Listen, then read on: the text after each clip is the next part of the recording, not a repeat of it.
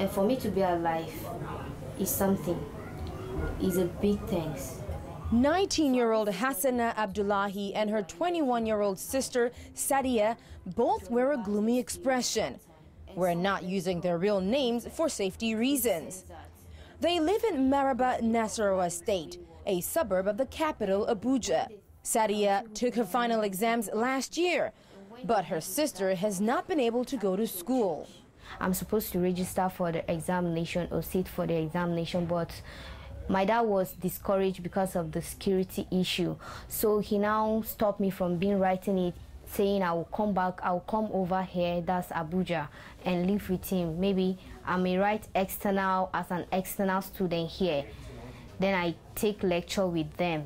I was supposed to go back to school the next day. So that the next morning, we now had girls were kidnapped from my school.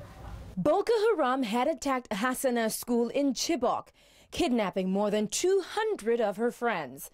The name Boko Haram translates as Western education is sin. The Islamist militants want a Sharia state in northern Nigeria and have been attacking institutions they consider Western, including schools. The northern region has the lowest school attendance rate in the country, with only about 4% of the girls completing secondary school. In the north, education has never been a priority for the girl child because of cultural beliefs and poverty. In at least 8 northern states, over 80% of women are unable to read.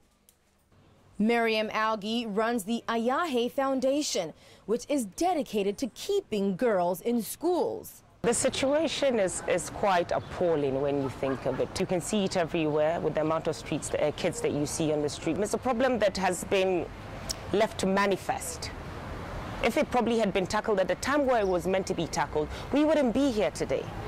But the amount of children that are out of school right now it's a disaster to the future of Nigeria. There are no government policies that specifically address the unique gender issues in education in northern Nigeria. Funding has to be probably one of the most difficult challenges in getting access to the education. And also, we live in a society where culture and religion is intertwined.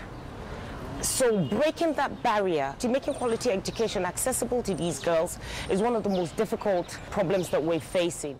Until now, it's been a challenge implementing programs to enhance the education of girls and women in northern Nigeria, particularly in rural communities.